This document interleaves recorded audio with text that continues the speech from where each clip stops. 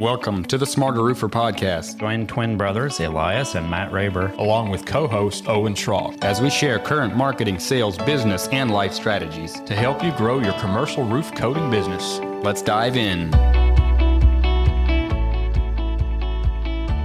Today's topic, well, it's not about you, but we're going to talk about that. This morning I came out real early out of the house.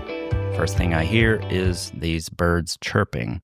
These spring birds, and we're recording this almost December, and I hear these birds chirping like spring. The sun's shining today. It's a beautiful morning, real crisp and clear, and I love spring, so of course I notice things like that. That reminded me, somebody shared this story. They were in New York City on the subway Monday morning, first thing of the week. They got onto the subway.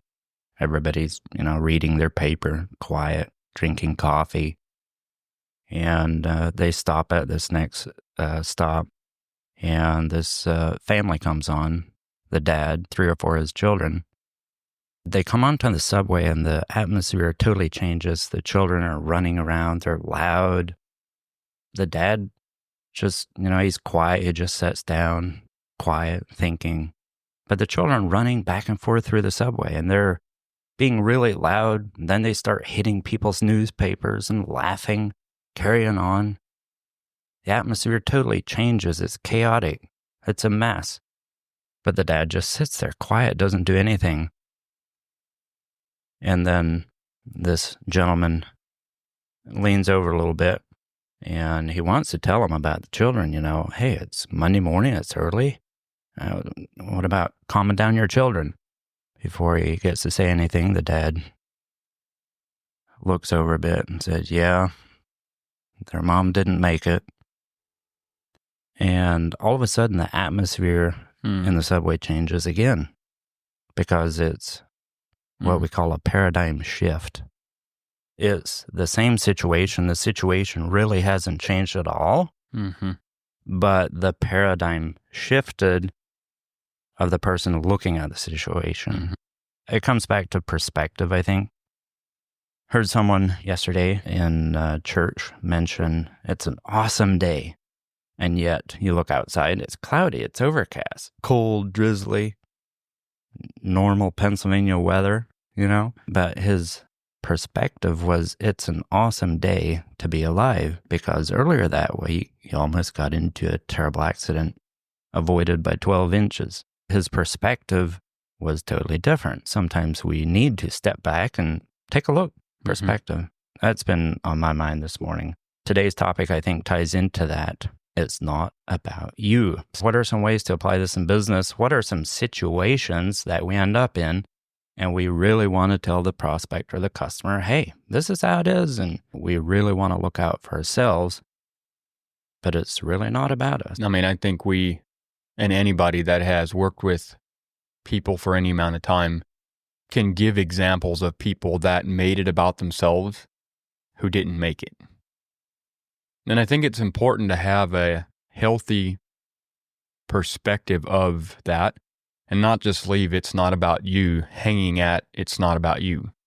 Because the truth is, it is about you. But it's also about your customer. If you go out and are told that you will not get paid for what you do. When you do website, if you know that the next 10 websites that you're going to build aren't going to make you a dime, you're not just going to do it for the individual because there's nothing in it for you, or at least that's where most people are with their business. They will not go out there and work the next year if they're not going to get paid. And so the reality is it is about you. It is about your family. It is about comfort. It is about providing. And if you can't provide, then you have to figure out how you can provide. It's about figuring out how to have a healthy relationship with it's not about you and understand it is about me and my customer. It's about both of us. And if at the end we both win, then we both win. If only you're winning, it's not going to work. And if only your customer's winning, it's not going to work. So you have to figure out how that you can go out there and make it about your customer and make so that your customer feels like it's about your customer but at the same time also understanding that it isn't just about him, it's also about me providing. And so if you're going to go do a roof, for example, and you're going to be like, you know what, this is just about my customer. I'm all in it for him. I want him the best roof. I want it at the cheapest price and all of this.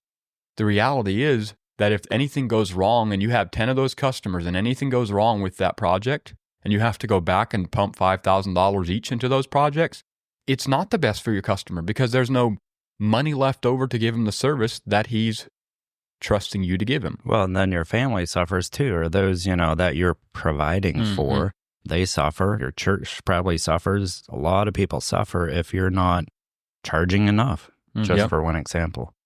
So it's just important, I think, in business that you have this healthy relationship when the customer says, hey, can you sharpen your pencil and do it for a lot cheaper?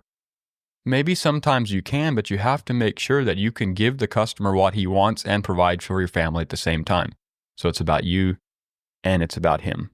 And if both of you win, you have a winning business. And people can tell really quick in business or in life in general. People can tell really quick if it is about you or if you are honoring other people. I've said this for years. In a good business deal, I believe that you and your client are both sitting there at the end of the project and you're both happy. That's a super big win. You've done what you're after, and that's to get profit for your company and to provide for your family, and the customer has what he is after. And in roofing, it's a dry building.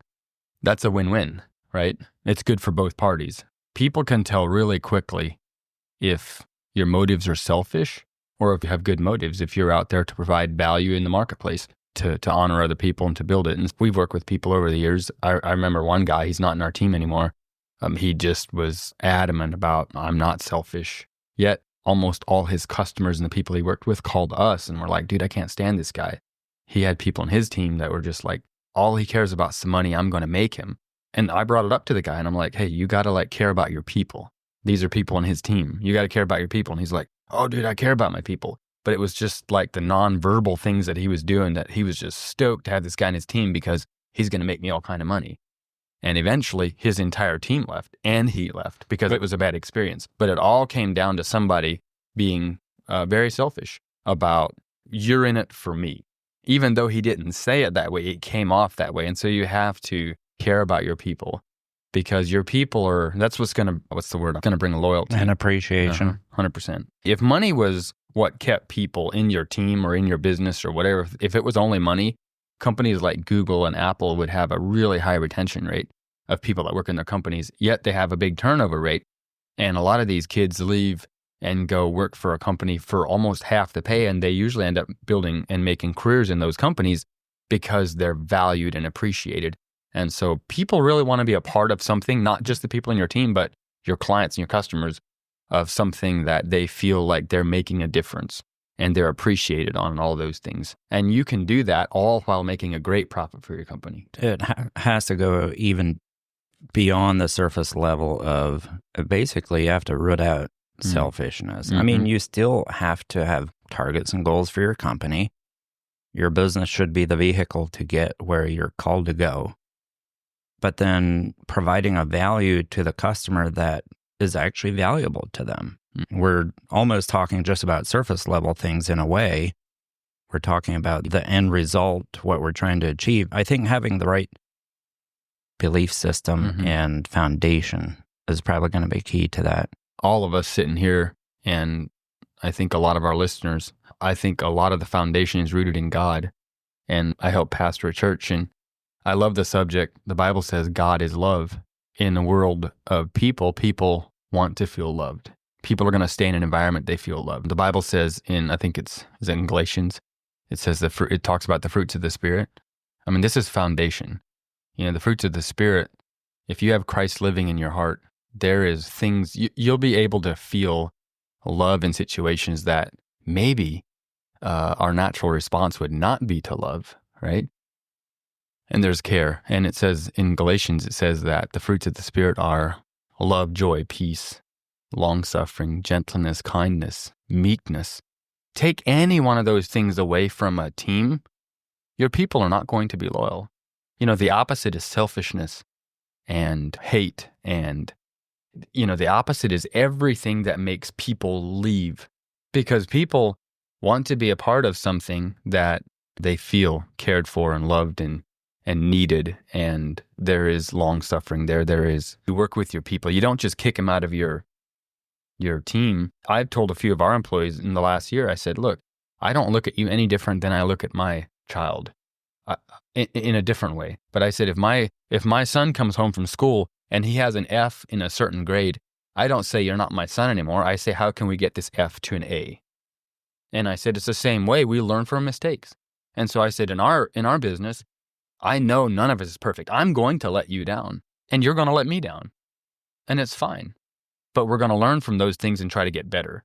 I'm not going to kick you out of the team. We're going to sit down and learn. And I think it creates a safe space for people, because now there's not this fear culture. There is a growth culture. I think foundation really has to do with what we just talked about there for a minute, that the foundation really is the fruits of the Spirit. Yeah, and I think people want to be part of something larger than themselves. Everyone does. Everyone wants to be part of a group or part of a movement, part of something bigger than themselves. If we're just selfish, it's for me. I want to sell you something because I'm the only one that's going to benefit here. Then no one wants to be part of that. One of the easiest things that, especially for new people in business that are trying to take what we're saying and just make it applicable to their next prospect or customer, is learn to ask questions that are about them.